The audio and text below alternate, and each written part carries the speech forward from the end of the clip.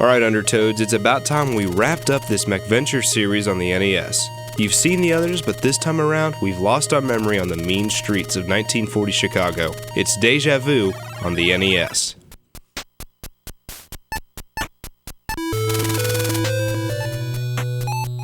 Déjà Vu is part of the MacVenture series from ICOM and was published on the NES by Kemco.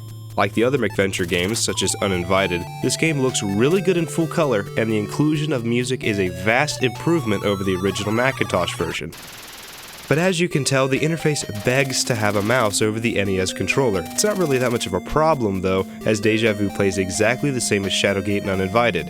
There's a menu of commands at the bottom, an inventory to the right, and all the action is contained in that tiny little window to the left. It's pretty simple, and there's no real animation, little in terms of sound effects, repetitive music, very simple controls, and it's awesome.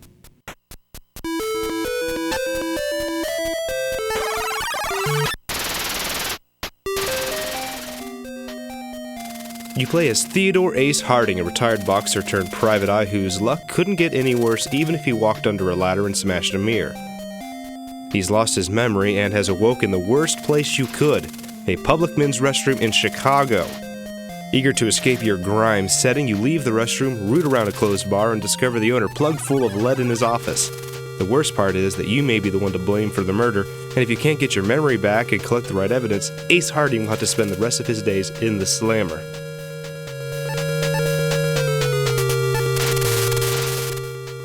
After you leave Joe's bar, you'll walk the mean streets of Chicago, finding clues in Joey Siegel's penthouse apartment. He's the dead guy, if you didn't notice.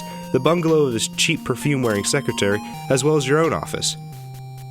As you send Ace around, you'll use the various and very typical adventure game commands to search for items and learn more about the plot to frame old Ace for murder and kidnapping. You'll eventually recover Ace's memory of at least who he is and some assets of his past, but now it's important to get all the evidence in the case. Some is fake and has been planted to let Ace take the fall for kidnapping some guy's 400-pound wife, as well as murder the bar owner Joey Siegel.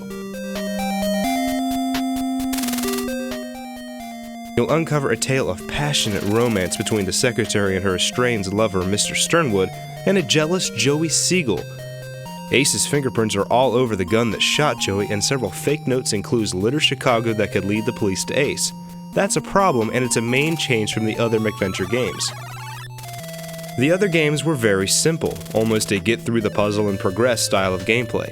Déjà Vu, while still holding a few puzzles, relies more on the player's lateral thinking. How could a private eye approach a situation? Is it worth finding a key to a door, or can you just shoot the lock off?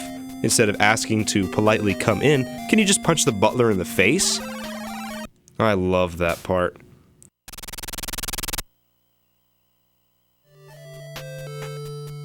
Also, unlike the other games, Déjà Vu doesn't offer a definitive "okay, you're near the end" section. Once you think you have the right clues and figured out the crime and disposed of the fake incriminating evidence, you'll have to take your chance with the coppers. If they find more clues that you didn't, you'll take the rap and it's game over. It's actually the most challenging part of the game to make sure that you have every clue that you need, and there are a ton of clues to pick up.